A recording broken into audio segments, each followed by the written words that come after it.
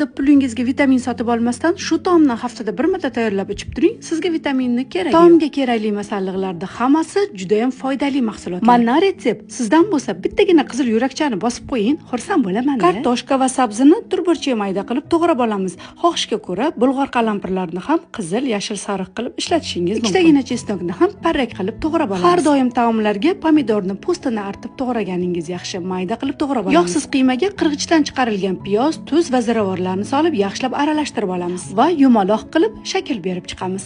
Qozonni qizdirib yog' solamiz. Birin-ketin qiymali koptokchalarni solib qizartirib qovurib olamiz. Qiymalarni avval qizartirib, so'ng taomga qo'ysangiz ranglari chiroyli chiqadi. Pishgan koptokchalarni alohida idishga suzib olamiz.